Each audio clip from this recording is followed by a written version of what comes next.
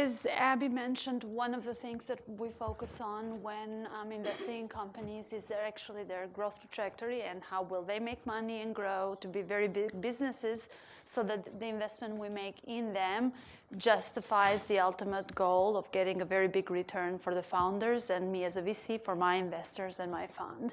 And one of the often undervalued topics when folks start thinking about starting businesses is the thinking around the business model, the monetization plan, whether you're an enterprise-focused company or a consumer-oriented company.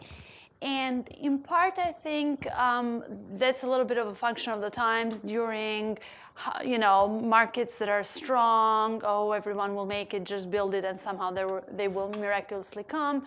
In part because there have been so many interesting, large, consumer-oriented companies where the monetization path has been determined much, much later in the life cycle. I mean, you can think of Twitter. For 7 years of their existence, they didn't have a business model. Some would argue that they're still innovating and figuring out their monetization. Not to say that they're not successful by any stretch of imagination, quite the contrary. But the fact of the matter is that that legacy of drive adoption has affected other areas. So oftentimes entrepreneurs tend to undermine or not think through fully the consequences of having or not having determined the business plan up front from a monetization path. With that in mind, I had the option of doing the slides and lecturing, and I'm an HBS alum, and that's not what we did. At least at HBS, we talked about things and we started sentences with building on. So my approach here will be different. I think Abby has been kind enough to identify 2 companies, 2 startups that are trying to figure their monetization model and business model. So what we will do is we'll have a chat, and I will play my daily job, which is ask a bunch of questions as if I was considering them for funding, which is not part of this workshop, but at least you get some exposure to my mindset and as a VC. And then also, secondly, though, see how I will probe, and the sole focus is going to be about business model, how you monetize, how you scale, et cetera, et cetera.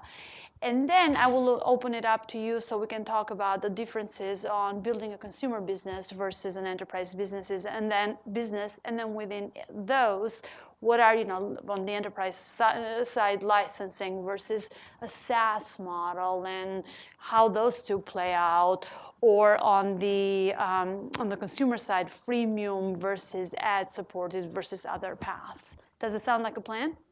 Lovely. Who's going to be the first victim? Alex?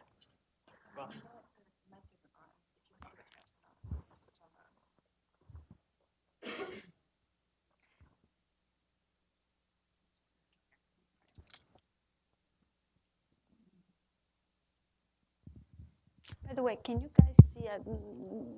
Okay, good. So why don't we start by you're telling everyone so we can catch everyone up on who you are and the elevator pitch on your business.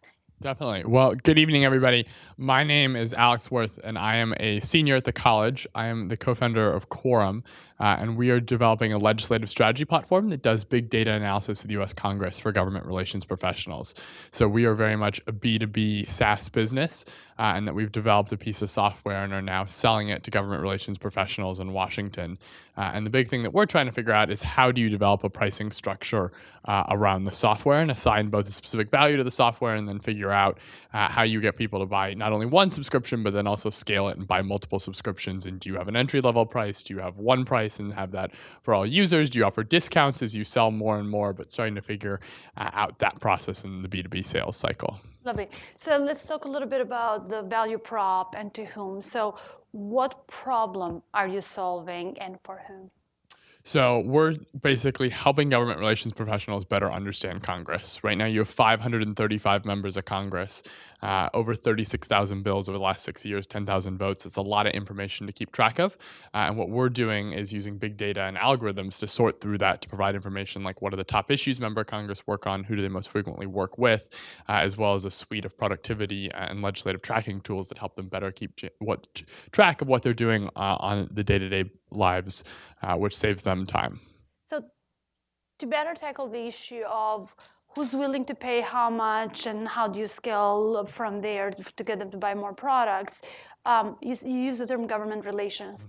I will do what I would normally do. So, and even though I'm going on record, I say, I don't know what that means. What does that mean? Like, who is this person really? Is it a lobbyist? Is it a non-for-profit pro-executive director that's doing it out of passion? Two very different wealth profiles there, or some other third party. Definitely. So we're kind of lumping it all together. Government relations is Washington's new word for lobbyists. But in terms of our specific market, it is one, the lobbyists, two, corporate managers and the folks that oversee and hire the lobbyists that might not have as much experience with Washington. And then the third is the nonprofit professionals that are really trying with limited resources to do it. Although the cohort of our market right now that we're focusing on is the lobbyists because they have the most money and also are an incredible amount of need because they're so stressed for time. And so then what does your typical lobbyist organization look like? How many people, how many touch points with Congress, how many, I'm assuming they're not all calling the congressman or the senator, they're calling the aide, they're calling, so tell me again if there is I will consider one lobbying firm for the purposes of this discussion as one entity, as one enterprise that you sell into. How many touch points are there and how many of those folks would need to have access to this data?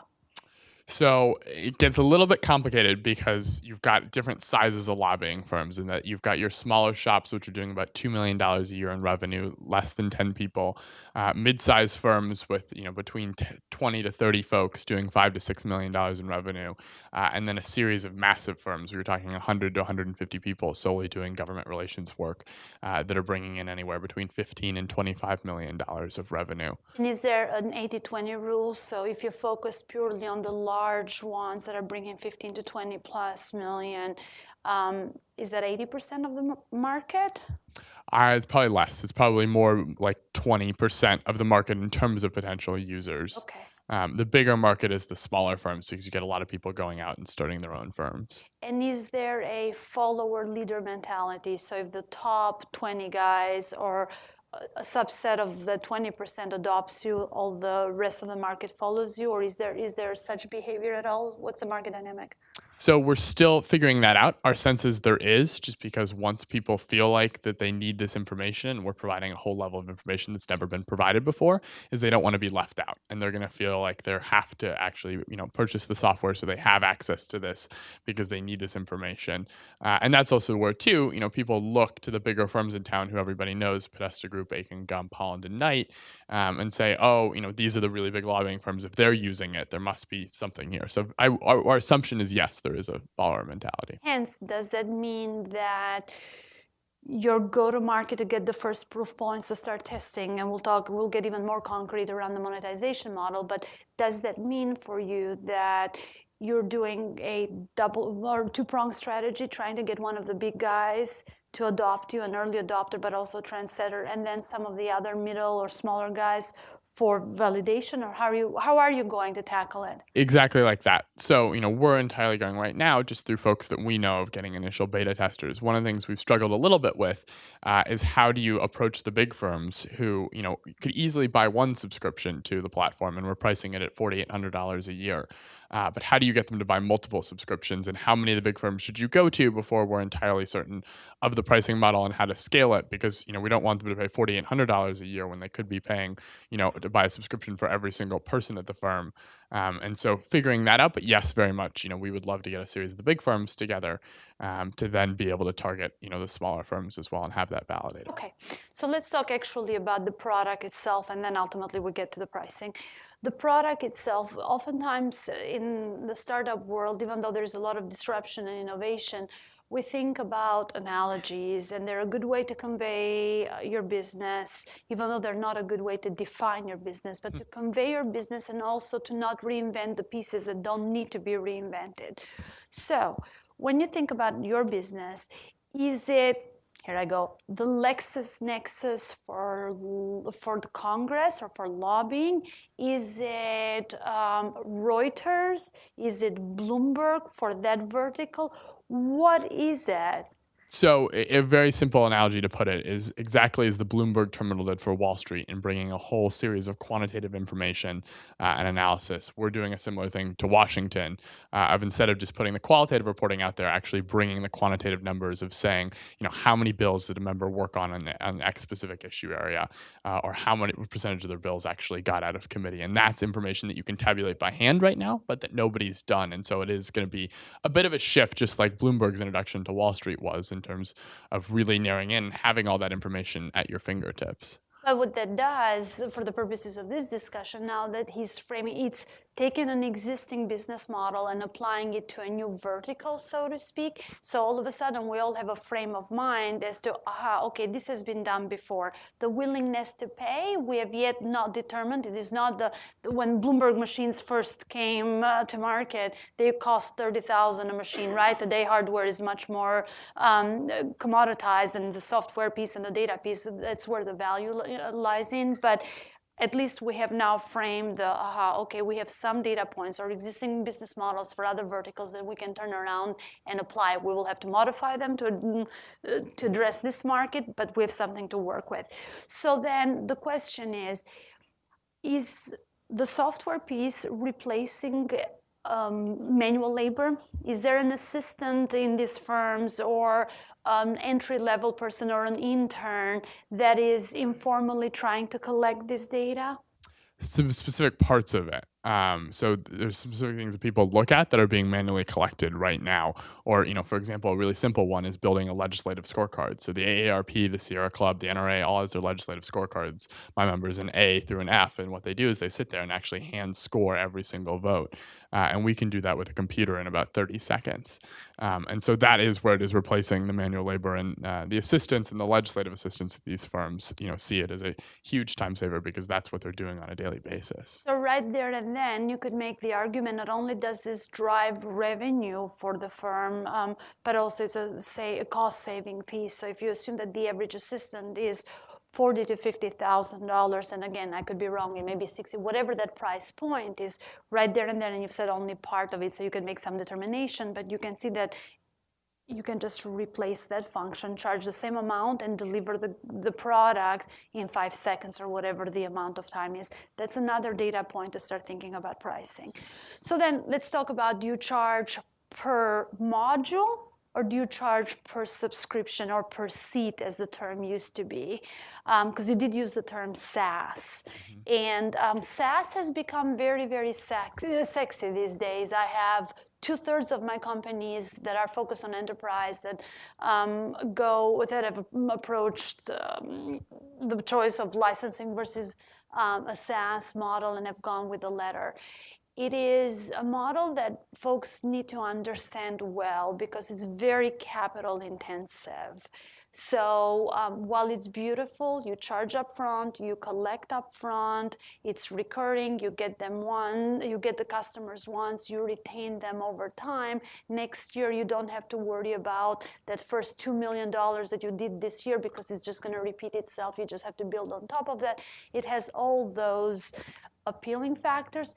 It also requires a lot of investment up front. CFOs in a lot of companies are wisening up and saying, wait a minute, it used to be that I would have to pay a license for the software and I'll pay it over 12 months or I'll pay it 90 days late, and I still do 90 days late, but way out there.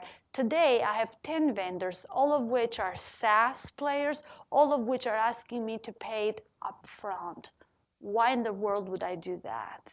And then with SaaS models, you reach profitability, but then to grow, you have to invest. So you dip down and go cash flow negative.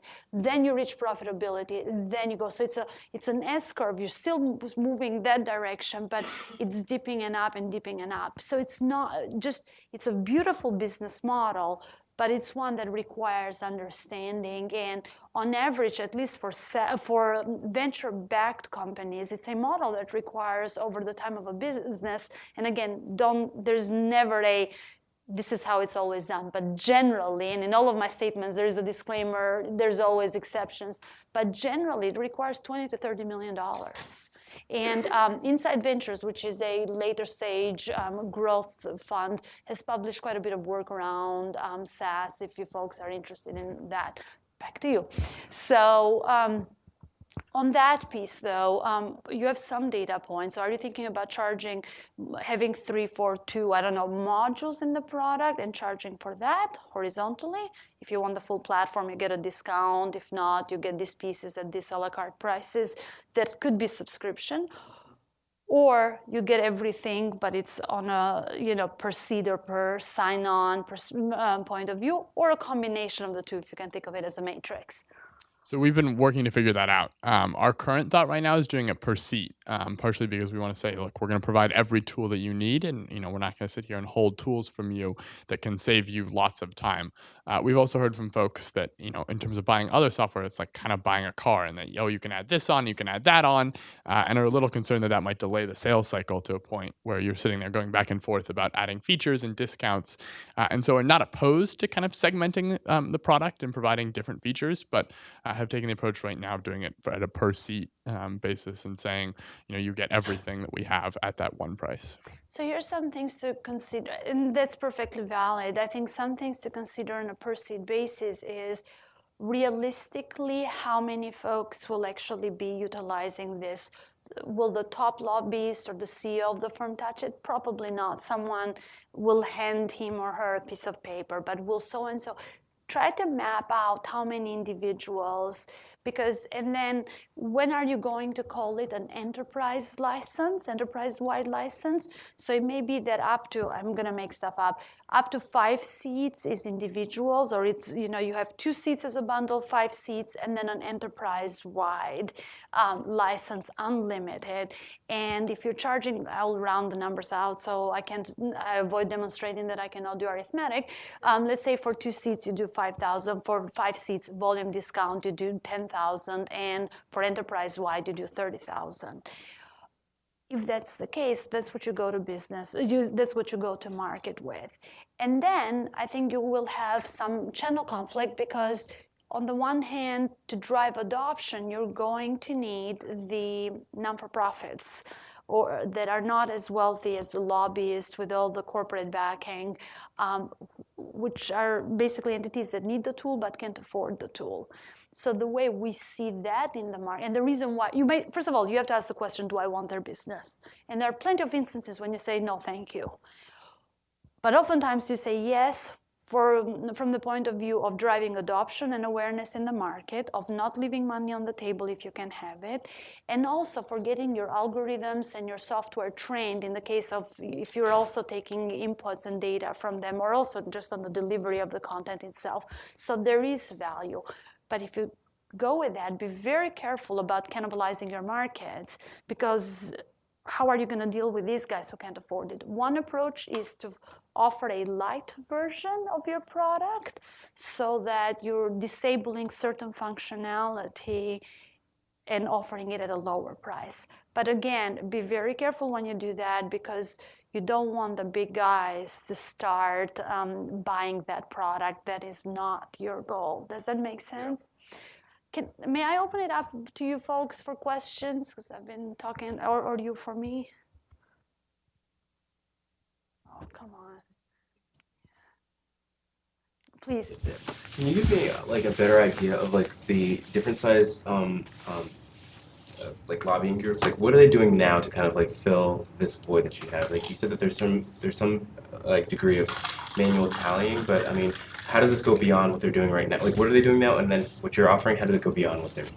Let me repeat the question I'm assuming for your recording. So the question is, what market pain point are you truly solving, and how exactly are you solving it? What is your product? Is that correct? Yeah.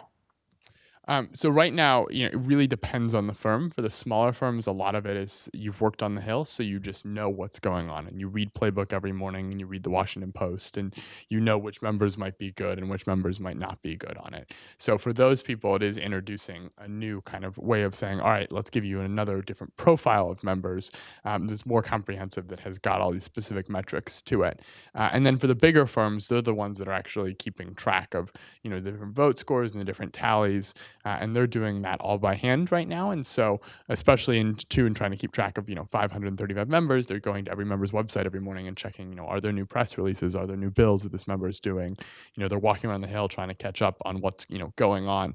And so what we're doing is simply putting that all at their fingertips of saying, we'll scrape it straight from the Library of Congress and then put it on the platform so you don't have to go trying to find it, and you can be aware of all the information all at one point. And presumably, you're pitching it as an understanding of what's going on in Congress, but I think as I listen to you talk, you could have a whole other area to pitch to these firms around getting business from corporations, and this could be part of their marketing materials because they're now aware that, hey, so-and-so congressman has supported this many bills for or against, I don't know, pick a topic, and done that, and becomes part of their pitch to be driving revenue, which is why I find this tool interesting, because oftentimes when you're selling, you ask yourself, what am I selling and what problem am I solving? Is it a nice to have tool? Is it a very nice to have, but they can still live without it? Or is it a must have? And the closer you are on the must have scale, the more you can charge for it clearly. The other thing that I touched a little bit about on the SaaS topic, but the other thing to consider with SaaS businesses is retention/churn and customer acquisition cost and lifetime value of the customer. So I just threw a bunch of terms. Again, I said the beauty of SaaS businesses is the repeatability of the subscription, and then oftentimes the successful collection upfront of cash if you are very good at managing that, and that's a really important and key factor, the ability to collect in a timely fashion, because your customers become your financing tool in that regard. But it also presumes that you are able to have very high retention rates, 90% plus.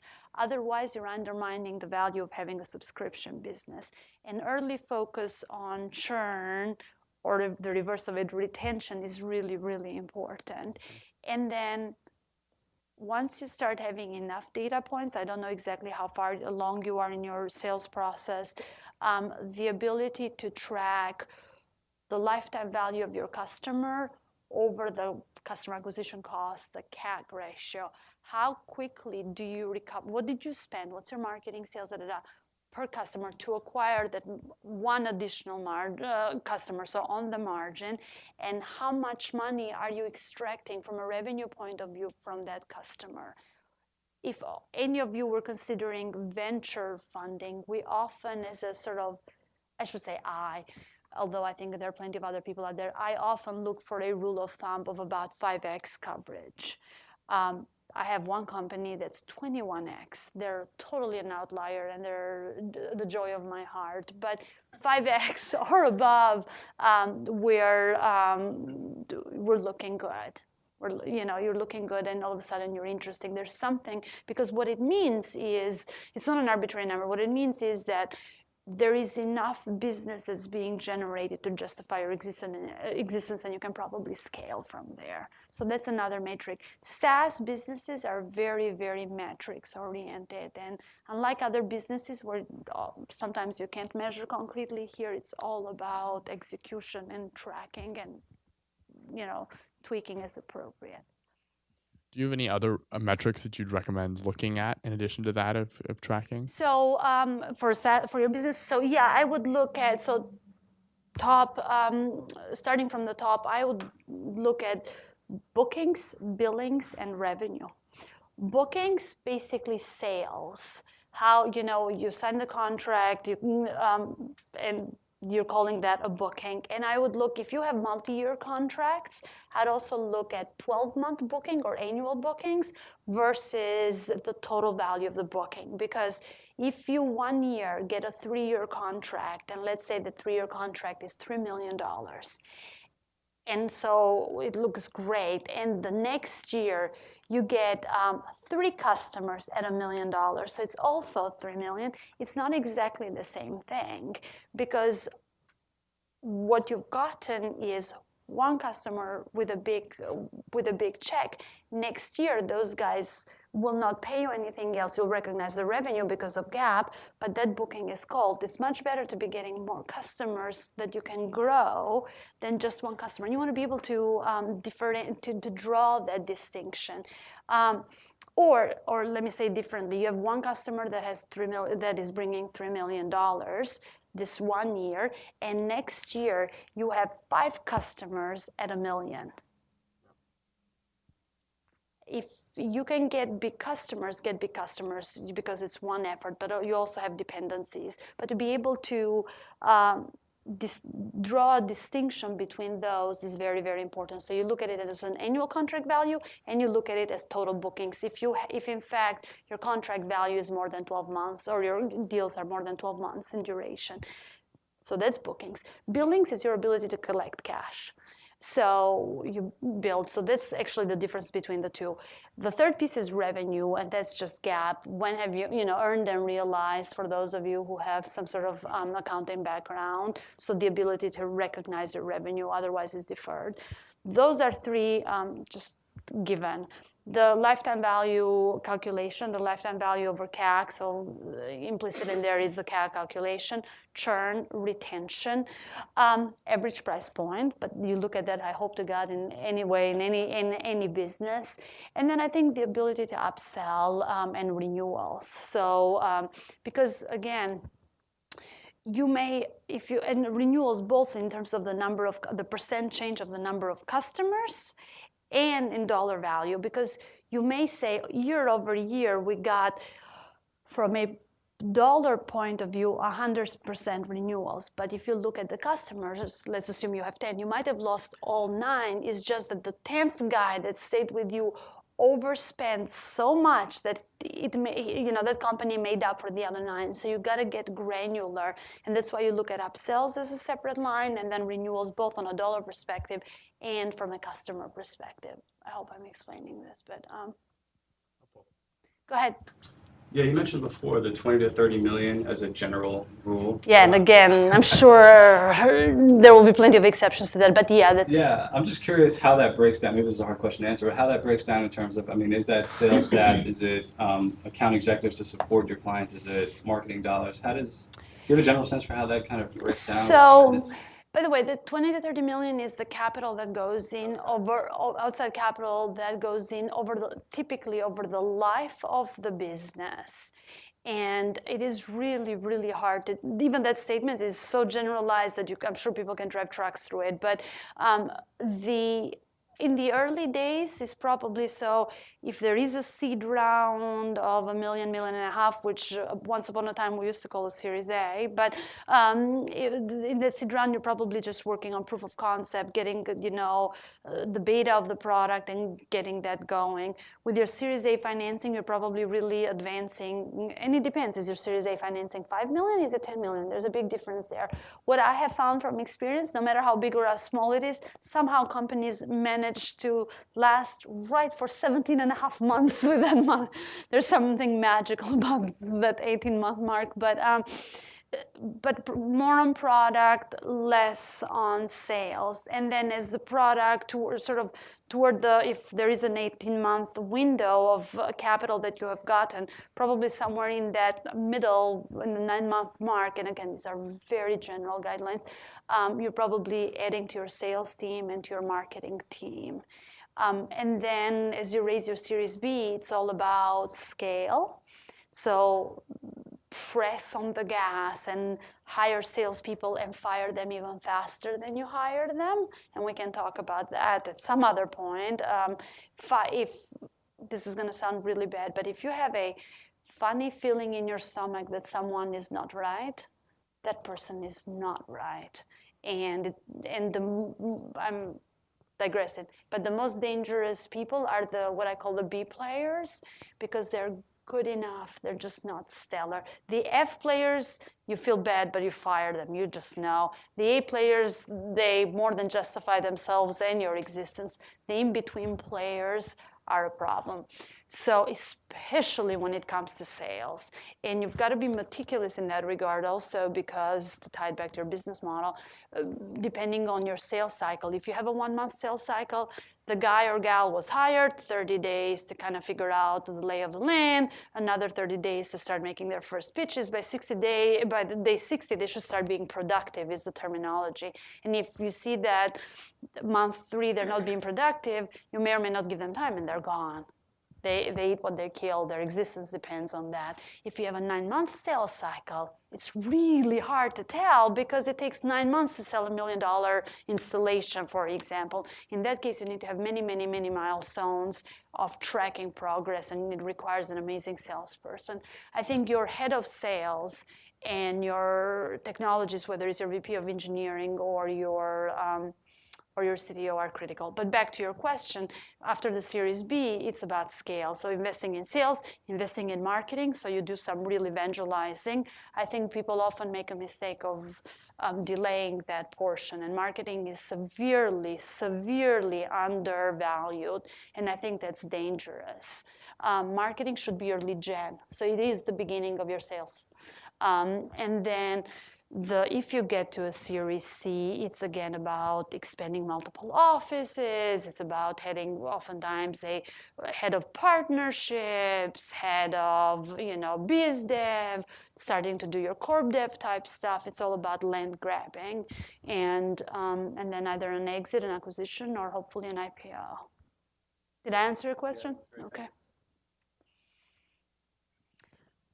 Go ahead, and then we should probably swap. Go ahead, please. You mentioned that he should possibly introduce a light version of this product. Wouldn't that affect the credibility in this case of this product? Because he's basically going to be the first one on the block with anything like this, so he potentially could set the standard at this point. So the devil is always in the details, right? So I called it a light product to convey the notion that it will not have the full functionality that all the lobbyists will get.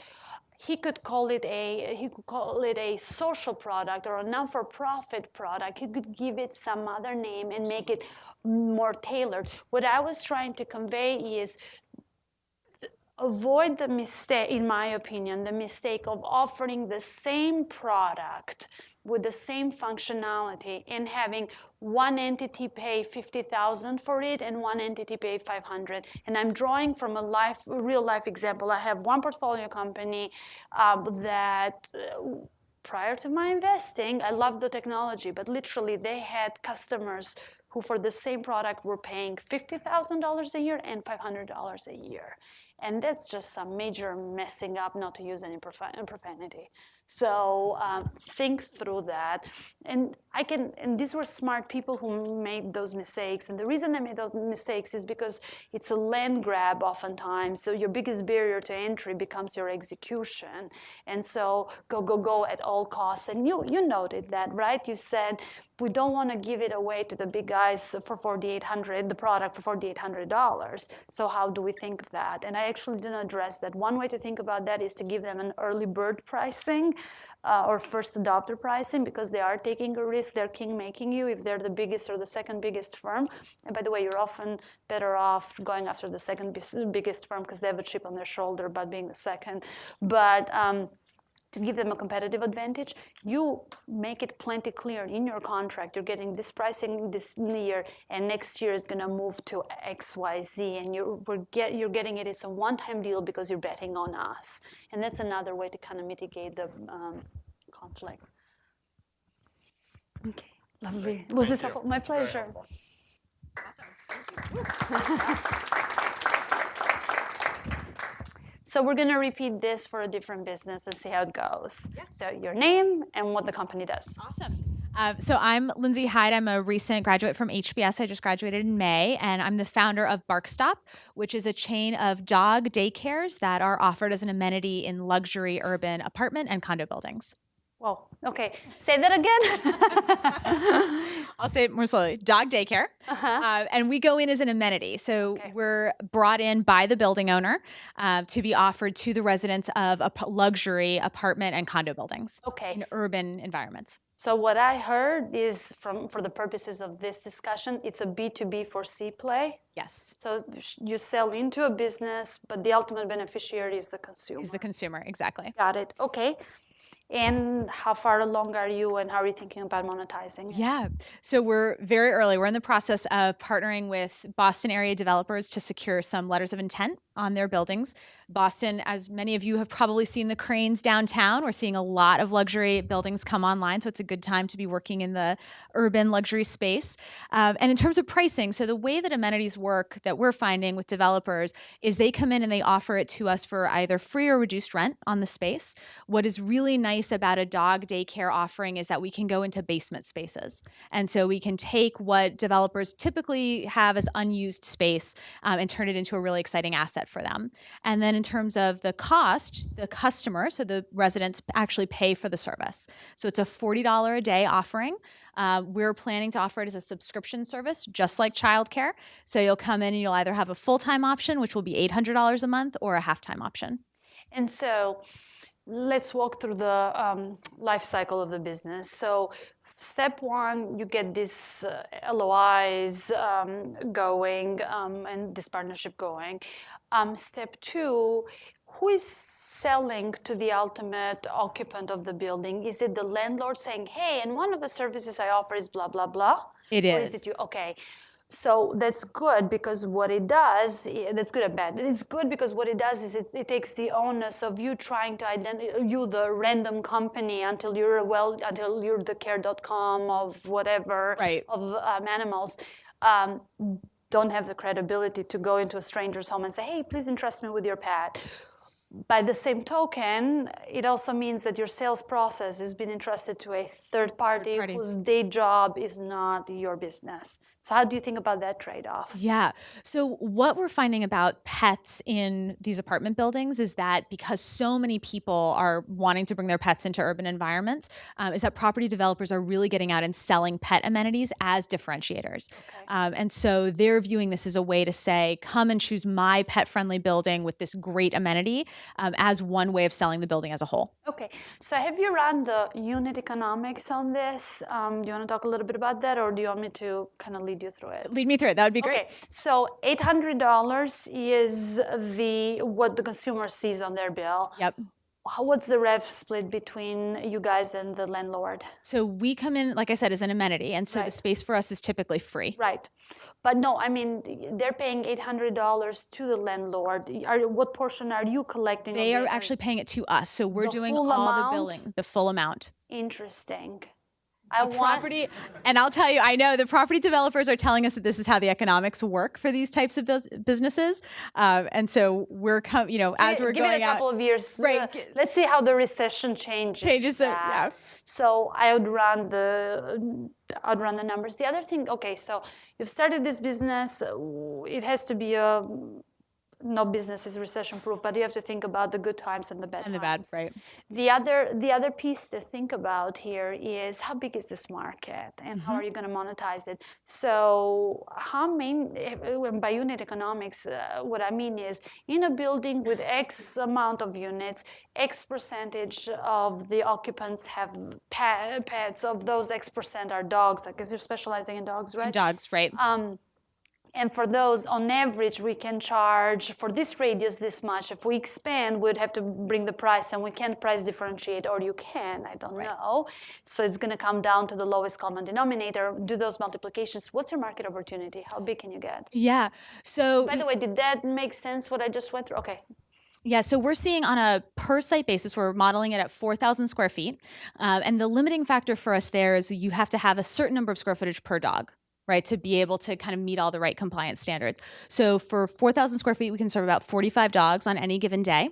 Okay. So we're looking at top line revenue of, let's call it $500,000 because it makes the math easy from that. But you're assuming full occupancy, If we assume full occupancy, and which you can't. right. So what is the realistic number that you can assume on the occupancy side? Have you tested it? So we're talking with daycares, which I think is the comparable. So Bright Horizons is the comp that we're using. They're saying for us to model at about 80% occupancy. Wow. So that, which seems to be comparable in the, like I said, in the daycare business. The reason we think that's right is because people don't have a lot of other options. Once they've signed up with you as a care provider, that's what their plan is for their dog. So if they're going to be gone for 12 hours a day, the other alternative is to find a different care option. Right. Right. So we're believing it's a highly sticky business. But in that view, I think I think the stickiness is probably there, but the step that I think it's getting undervalued is your ability to actually acquire that business, because oftentimes, you're referring to the yuppies, let me just be blunt, who are working. Right. The folks who stay at home, yuppies or not, or elderly, that's their companion. They're not going to come to you unless they have an emergency, in which case they will be in the one-off category.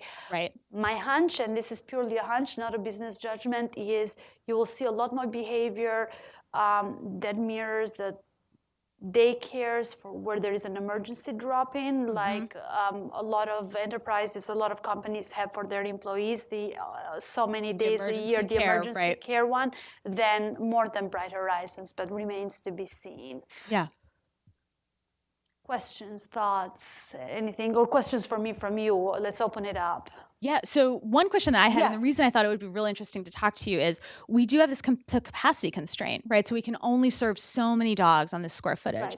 So one of the questions we've had is how else can we monetize, right? What are some other ways we should be thinking about that space utilization other than revenue from subscriptions? Well, I mean, there are certain things. Since you're taking a book out of daycare, take a book out of what children and parents. So I'm the mother of a 15-month-old who is breaking the bank like nobody's business.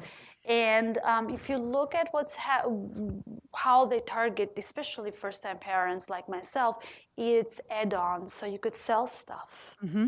Toys, dog food, so there's a commerce piece. And the commerce piece, you can, now you've entered the direct to consumer, which is not gonna mirror your other sources of revenue, and will create some conflict. It is a very different model to go to your consumer, to go direct to consumers versus the B2B4C. So if you're gonna make that choice, make it very carefully, and you've got to think it through. But just off the cuff, some of the areas is more product, and the product can be physical product, whether it's food, whether it's luxury toys, if they're very much into their pets, whatever it may be. And you can do those in the honest company style, i.e. as a subscription, a bundle that you get every month to mirror the subscription behavior that you're driving with the other piece, or as one-off purchases. And then, of course, I've left out the obvious because I don't know much about animals. Can you also have cats? Can you have birds? Like, what animals go with what? Not my domain expertise, as you can tell, but that's another. If you have underutilization issues because you're constraining yourself to one species, I never thought I'd say that, but can you open it up to more species? That's the other piece in the two areas that I can think of right off the top of my head. And then if you really want to stretch it, but you've really exited your business, content, activities, getting socializing of owners with pets so they can play and all that. So again, you can emergency care for the evening. So because you're probably doing business hours, what happens if someone gets sick all of a sudden, back to the overnight emergency, et cetera, et cetera. What we often do in venture also is, if we're nice enough, and I try very hard to be, we open up Rolodexes. There is someone that you can introduce her to. She used to be Leo, played Leo's function at the Rock Center, and she had a side business that was pet management and care. She's awesome. And I'm blanking on her name, but you know who I mean? I'll catch you up. But because this girl was doing it very successfully, and she quit this role to do that full time. Awesome. Great. Go ahead. What percentage of your revenues do you anticipate would be from people going away for a week or two and wanting to either keep their dog? Yeah, it's a great question. So the way that we're modeling it right now is just on daycare. And the reason for that is because of how the permitting works. So the permitting for downtown is much easier on a daycare model than on a what's called a kenneling model, which is the overnight care. In the longer term, you could imagine us adding that boarding component, but right now we're not modeling that in. Go ahead. No, it is. We carry the liability insurance, so we're carrying $2 million of liability insurance that Travelers is underwriting for us. The big place for us with liability is actually with our employees, because you've got to carry the appropriate workers' comp in case someone gets bitten or something like that. Yeah.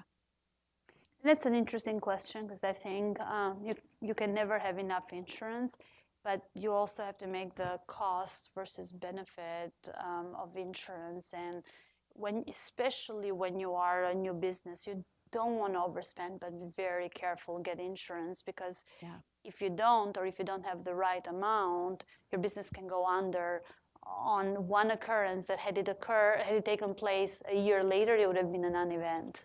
Yeah. Especially if it's mission critical. Go ahead. You're right now in downtown Boston, you said. That's where we're targeting, is downtown Boston. So you're thinking of expanding in the future, or and where and how easy do you think it would be? It's a question. Yeah. So I'd be curious to get your take on that too. One of the things that's exciting about working with property developers is that many of them develop multi-market. So the vision would be that we'd partner with one of the big luxury developers and then expand within the markets that they serve. It'll be major urban metros though, right? So probably the top 20 major urban metros in the US. We believe there's some potential for international as well, particularly in Europe. The pet care space is even bigger than it is in the US. So it's about $7 billion in the US annually, bigger than that in Europe. And so we think there's some potential there as well. Yeah, so I would agree with that. I think, let me start with the last piece, which wasn't your question, but in Europe, though, you have an aging population, so it's a companion factor. So I bet you the ratio of the elderly with pets is disproportionately higher than in the US. So, there's one thing, and not that you're making that mistake, but oftentimes, especially when I see business plans and pitches, people will say, the market is 20 billion. Sure, the market may be 20 billion, but the addressable piece that you're solving is 500 million or 50 million. And at least as a VC, I'm not interested for a lifestyle business. Go right ahead. It's plenty big, probably. So, like you said, and forgive me for using this as an example, like Europe is much bigger. Sure, it's much bigger, but what's the piece that you are going to solve? What are the European, urban, concentrated, working, rushing people who just have to drop their pet for the daycare piece? It might not mirror the US market, right? But I do agree with you. It has to be highly dense, sort of high income and highly dense areas where there is a cultural association or interest in having pets. Absolutely.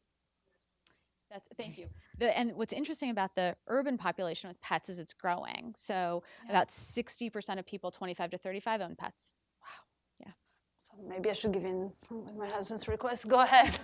Hi, I had a question. So if your service is located in this facility or in this apartment complex, are your customers only people, tenants of that apartment, or could any other apartment people come to your office? It's a great question. And in the amenities space, it's actually done both ways. So typically, if it's people within the building, that's where you get to not having to do this rev share. If it's people outside of the building, that's where you're starting to look at revenue share with the building owner. And the reason for that, right, is because you're using their property and plant to run your business. And then there's the sanity or the reality check question. For people who own pets, that's a plus. But for people who don't own pets, do folks have an issue with having 45 dogs or whatever it is in their basement? It's a great question. There was actually, there's data for everything, right? So there was a survey that was done by apartments.com about the value of pet owning buildings. So 2 interesting points. One is that property developers have said that it is now considered untenable to have non-pet friendly buildings because the demand is so strong. But even in buildings, even people who did not own pets, but who lived in pet friendly buildings, almost 80% of them said they felt like the environment was better for having pets around.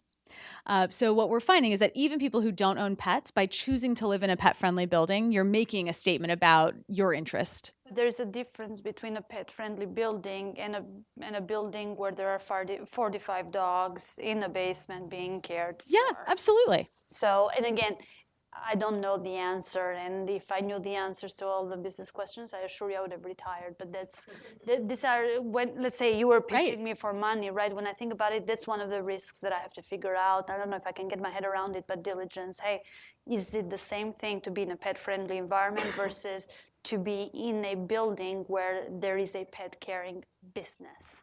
Yeah, yeah. Any more questions? Go ahead.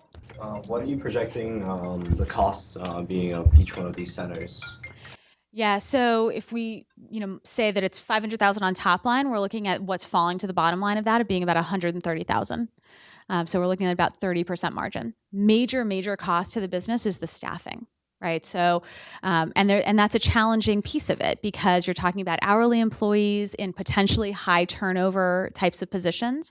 And so the question is, how do you really create, in my opinion, I think the way to do this is to create a really sticky culture, so that we're using kind of the Starbucks model to say, how do we make these jobs that people are excited about and really feel passionate about, even though they're not particularly well paid? And I think that's a critical point because I missed a fundamental question around this business. This is not a software business. This is not a build it once and apply it many times to scale. This is a services business. And services, especially when they're dependent on humans, scale as much as humans scales, which is 24 hours in a day per human per da-da-da-da. So from that perspective, all of a sudden, she had the right focus, right? She's looking at the bottom line, the margin, because that ultimately it's about the profitability. It's about everywhere. It's about top line. But when you're in services businesses, you really got to look at the margin. And you know how you pose the question around scaling the business? If you're starting to do other products, or if you're offering content, other pieces that all of a sudden you develop once, you sell many times, then that margin starts to improve. And by the way, when you're in the early days, and again, I think this is probably a leftover from the 1990s, but in the early days, don't focus on profitability and starving your business. Focus on growing your business. But truly growing your business, losing money in perpetuity is not a justification for existence. But I think you're in the investment phase, whether you're bootstrapping it, whether you're doing seed money, whether you have venture money, whatever it may be. First focus is to start getting your proof points, then growing, executing and gaining market share. Ultimately, you start focusing on break even and cash flows. And that's particularly true in the tech and software businesses. In services, like I said, you've got to be meticulous from day one. And if you notice, I started looking at unit economics and all that because it's the nature of the beast. Yeah. Did we have another question? You were speaking earlier about ancillary revenue. I wanted to know if you had thought about offering dog training. So I live in a Yuppie building in DC, and for those consultants that are not around a lot, they don't train their dogs particularly well, and so there's a lot of yipping during the day. So I was just imagining that could be something that would be of value to that particular market. Yeah, absolutely. I think that's totally spot on and a great utilization of the space, right?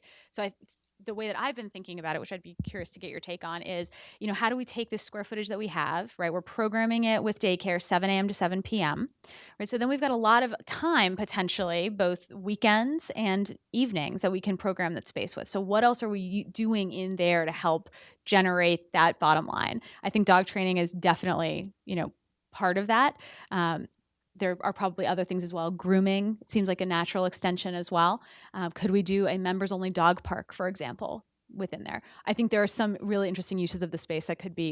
Yeah, and then you could really expand veterinarian services, right, on staff or emergency drops, and those could potentially actually become premium services.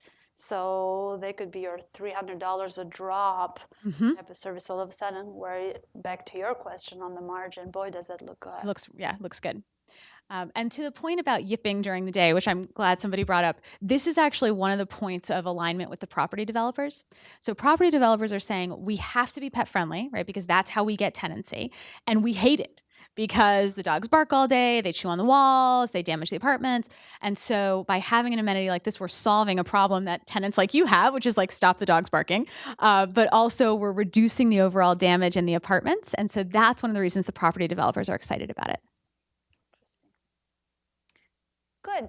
Well, I'm sure you're all here because you have your own business idea. By the way, sir, I thought you had a question. Okay, lovely.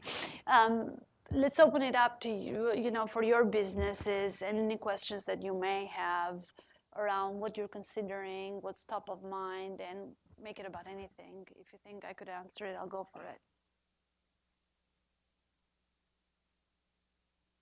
Go ahead. Yeah, I'll go. So I'm Jason, this is Vasilios. We're running an online, it's not really SaaS because it's not software, but I'd say it's kind of subscription as a service where essentially employer branding for workplaces. So if you're thinking about where you might want to work, we help companies kind of showcase to somebody who's thinking about working there what it might be like. So using visuals, so think about photos, videos, getting sort of them inside from sort of behind a computer screen. And so companies are willing to pay, at least initially, we're really young, but we've had a couple of clients say, I want to pay, but I think the value of our service kind of becomes more valuable over time as we attract more job seekers to our website. So right now, we're focused in Boston. And so it's a small market. We don't have millions of unique visitors to the site, but we plan to over the years, right? So that value will increase the more eyeballs that are coming for an employer because more job seekers are seeing it. So I'm curious to get your take on how you think about, and maybe this is just simply kind of doing that early bird pricing you were talking about, but how do you think about pricing something like that, that essentially the more popular you get, the more visits you get, the more valuable that monthly fee becomes to an employer to pay you. Does that make sense? So the way based on what you just said, the way I think about it is it's a marketplace or a network. So you're trying to drive a network effect, and you have your own, I'll use the term platform because it sounds better, platform with the next gen type profiles of employers. So using rich media is effectively to give an insights view. And so on the one hand, you have the employer, which is the paying source. On the other hand, you need the audience. So it's a little bit, and I had earlier during my EIR hours, I had someone else was talking about a marketplace. Marketplaces are very, very difficult to get instigated because it's not like a Instagram or a Tinder or something where it's hard enough to drive consumer traffic or downloads in my example, and in your case to drive traffic to the site. That piece is hard enough, and there are entire businesses that are doing that. You're now adding the complexity of also needing to acquire enterprises as part of the platform and getting them to be ultimately your customers. So to get the engine going is quite difficult. Once you get it going and you have sort of a virtual cycle, then it takes off. I don't think about pricing the way you're thinking about it. And again, you've given it a lot of thought, so forgive me for jumping the gun with 30 seconds. But the way I would think about it is the more people you get, the more critical mass, the more employers will want to purchase your product or buy your subscription. So because rather than focus on increasing the price of the 10 employers that you have on the site, focus at least initially on whatever critical mass and growth you're seeing on the job seeker side to drive from 10 to 50 employers. And then you can always add more capabilities to the site to drive higher pricing. Do you know what I mean? So go for land grab rather than extracting the maximum out of your existing or any given first early adopters. Go ahead. Follow up, just a follow up. Yeah. So part of the challenge is we don't want to. It's like the penny gap, right? Like just getting them to even pay something is a challenge, and we don't want them to get too used to necessarily paying nothing, right? And all of a sudden we flip the switch when we maybe have hundreds of thousands or millions of users in year 2 or 3. How do you? That's kind of why we're. Yeah. And maybe that's the wrong way to think about it. No, it's not. It's a very, very common challenge. And I have a strong bias against free trials because by virtue of calling it a trial, I don't know what it is about the mentality. Trials, they don't even turn them on. So think about who your constituent is. You're selling into the HR department. Now is it, markets have their cycles. It's a good time to sell into, there is, how Workday and a bunch of those companies 10 years ago disrupted the HR space. We're going through that cycle again. I see it in HR and I see it in sales enablement. So timing is right, willingness to pay, X amount is there. So check the box and check the box. But keep in mind that your overhead, you're selling into the overhead department of an enterprise. You're not revenue driving, right? So there are boundaries to that. I think don't do free trials, do pilots that automatically turn into subscriptions. Because there is this mentality, on the one hand, you want them to adopt the platform. On the other hand, you want to train them that they will eventually pay. So, but free trials, they don't turn on paid pilots or pilots that automatically turn into a 12-month contract carry a different meaning. So for example, you could say 3-month pilot, then unless you proactively cancel it, it's a 12-month, additional 12-month contract. All of a sudden you've gained a customer and a 15-month customer, not a 3, 12, or a 12-month customer. That's one possibility. Go ahead. Is that, That's great. Yeah, well, if you take it one step further, and I mean, a lot of these online services or apps these days, they are pretty much free because otherwise people wouldn't even use them. What's your take on that in terms of if you're in that case almost purely relying on your size and then eventually maybe advertising, those sort of things from a VC perspective? So very good question, and it gets to the crux of what I was hinting at the beginning of this chat on what we have seen in the consumer space. In this instance, in the example that was just given by Jason and Vasilis, right? The payer is not the consumer; it's still free to the consumer. They just have the challenge of acquiring the consumer, and that's no small feat. The money, whatever the willingness to pay, is coming from the enterprise. So they have kind of, at least in this first go, have an approach for how they're going to make money. In the consumer space, Facebook, Twitter, and the likes trained consumers, and even before then, the walled garden notions, right? Well before Google with the Yahoo and the AOL walled gardens, if we're old enough to remember all those. But we were trained that content on the web, digital, was generally free without subscriptions, but it was monetized with ad models. So if you look at Tinder, if you look at Pinterest, what I as a VC look at in that instance, if I am looking at a consumer deal, is the growth in customer acquisition or consumer acquisition. So there are a whole whack of metrics in that regard. So let's say it's an app, right? Number of downloads, active within those downloads. I will look at virality coefficients. I'll look at how much it gets shared. I'll look at usage. I mean, you get really, really meticulous and really deep in a different way in that instance. And oh, by the way, the bar keeps moving. If 3 or 4 years in this space, getting 100,000 downloads you were made, today that number looks more like a couple of million for a seed. I mean, it's because it has been, because the barriers to entry are so low. You and I can probably overnight, not even knowing how to code, probably could, I don't know if you know how to code, but I certainly don't. I took one class and did miserably. Abby, I need help. But we could probably start, launch an app. God help us, it'd go nowhere. But nonetheless, so the barriers to entry are so low, so the bar for rising above the clutter is very high, and so those are some of the metrics. Then you worry about the business model later. Having said that, most of the time what that business model is, it's advertising supported. It could be rich media, it could be in the fashion of, I'm sure everyone goes to like CNN.com where you're forced to watch a video for 20 or 30 seconds. Display has been severely commoditized, but that still exists. Or you can have a ground-swelling sentiment from the point of view of consumers. I'm done with advertising and I'm done with all the tracking and all the cookies, because unless I'm unique, wherever I go, if I looked at this XYZ product, the display ads follow me because they've been dropping cookies on the step of the way, then all of a sudden you see Ello emerge. And for, maybe people have been hiding, but if you haven't been reading the news in the last couple of weeks, Ello is a new social network, and we thought we were done, that promises no advertising. They are trying to ride this wave and making the bet that they can do freemium.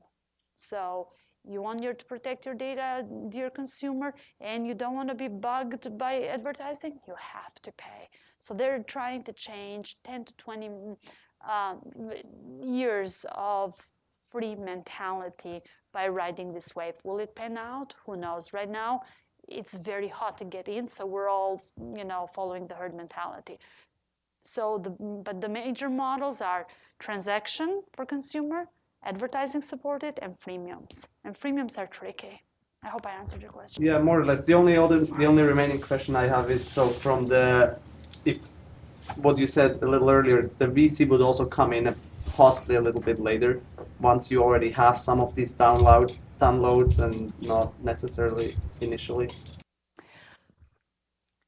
Not all VCs are created equal, right? So seed stage VCs are the first money that comes in and they take a bet. But my point was that because there are so many offerings out there, unless there's something amazingly disruptive, unique, and very evident from day one, you want to see traction. You always want to see a little bit of traction, even if it is just a few people to validate it, even for the seed guys. But when you see some points of validation, that target, my claim is, has moved, and it's moved higher and higher and higher because there's so much clutter. And it's hard to tell. It's much harder for me to tell today whether an app will succeed than it was 3 years ago by the sheer number of apps out there and the low barriers to entry. Go ahead. I was just wondering if you have a business that works both ways. You have a product that's B2B, but there's also a social network attached to it. So you could either sell it as a software, as some users would use it as a software, but there's a social network that surrounds it, so you could monetize it normal way through ads and stuff like that. What would you try to develop first? They gather clients through the B2B or users through the social network avenue? Let me make sure I understand the question so I don't just give you a rambling answer. So the idea for this business would be that your business A, you're selling to business B, and there is a transaction that takes place in the form of either a license or a subscription. Yeah. But then you also think that you just want to go to market and sell that product on social networks, or you want to advertise on social networks? No. Basically, so this is education based. So imagine that I sell to a university. Okay. So with the users that I gather at a university and the data generated with that, I can do a million things. One is what I'm selling, which is B2B because I'm selling to the university, even though it's B2B for C because it's for the students. Mm-hmm. But with the data that I generate and with a whole lot of other things, I can build a social network around it. So I could monetize it that way. And other people that are not from the university and cannot use what I'm selling to the university can join the social network. So let's assume, I'm going to give a crazy example, probably has nothing to do. Let's assume that you're offering virtual classrooms to the university. And so you're saying you're selling it to the university is using it for teaching, but then you're extracting a lot of data from what the students are, I'm making it up, saying, and you think you can build a whole social network around that. I don't know the right answer. A couple of thoughts, though, around it. One is, focus, especially in the early days, is critical. Almost singularity is better than multiple pieces. Founders often have big visions for what their business will grow into. And thank God for that, because if you were short-sighted, it'd be very incremental.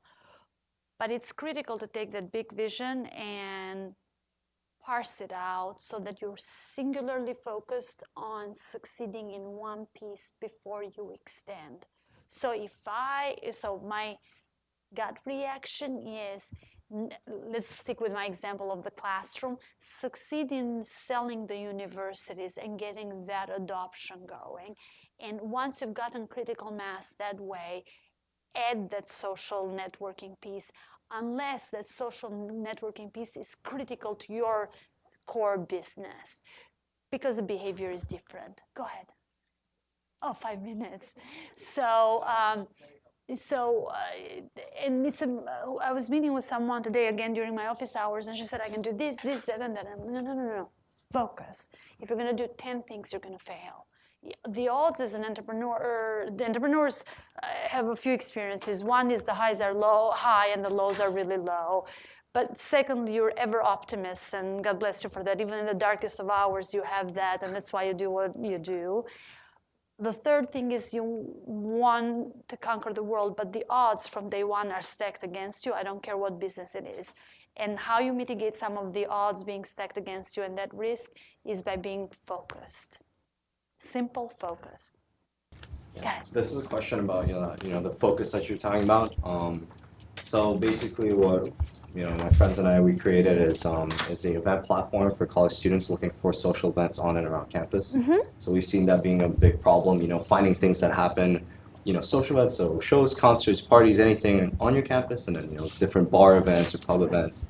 And then, so that's kind of the user base, right? So people going to the app, and we're developing a web platform to find these events. And then we allow local businesses to advertise to them, right? Okay. So restaurants and pubs. So, with that focus, should we be for, let's say, an angel investor, is it, or any, investor, is it important for us to, really get that user base first, or see, an increase in revenue from the local businesses? Right. So, at scale, what you will have to have proven is that you are the app or the solution that your demographic college kids use for event discovery, period. By that, I mean you've got to really draw that audience. And then you've got to have a path to monetizing. And if that monetization is advertising from local guys, they're typically small businesses. So if I were evaluating your business, I would worry a little bit about the dependency on small businesses. And in fact, I would say, well, let's see what Foursquare has done in that regard. Or again, going back to the discussion with Alex around the analogy, right? To answer your question, so at scale, for an angel investor, you've got to show that you know how to get piece A and piece B. Then it's focus, where do you start? And I think you have to prove that the product you have solves the problem and you have users. Then, if the audience is there and you've succeeded, you can start to figure out how to monetize. Is advertising the right path? Is it local businesses the right advertisers, or is it something else? So show that you have thought about it to your angel or whoever you're pitching, but then, and that you need both pieces, because ultimately you need to make money, but you first have to have an audience to prove that you have a viable interest, a viable product, that you're selling a product for. Go ahead. And I guess, so at what point, do you say, yes, we are the #1 solution, and how are you able to, what metrics, I guess? When you arrive, trust me, you will know. But so, for example, Rap Genius, now it's called Genius.com. They do lyrics for music. They annotate lyrics for started with rap music. They had 1 million in the first few months, 10 million in the first year. I think they're in year 3. They have 30 million uniques. Believe me, they don't ask that question. They kind of know. But good rule of thumb, look at the growth, right? If you start with 10,000 people, and then you're going to 50, then you're going to 200, oh, wow, you're on to something. And by going, I don't mean over the course of a few years. I mean over the course of a couple of 2, 3, 4, 5 months, which goes back to, and you and I have had multiple one discussion, but intense one around marketing. Marketing in your case is your business. Exhaust all the channels to drive traffic, to drive engagement, to drive repeatability, to drive virality. And it's a science as much as an art, and do not underestimate it. Right? I'll take one more question and then we're done. Go ahead. So this is a little bit different from the other internet-based businesses. So I'm trying to found a company in life sciences. So in medical devices. And you said something that was very interesting, and I'm having a little bit of a struggle. There's always a first time. Go ahead. Which was, you said, don't focus on the profits or don't focus on the profit, try to focus on the growth, if I understood that right. Now, for medical devices, growth is going to come after I finish my clinical trials and so on and forth.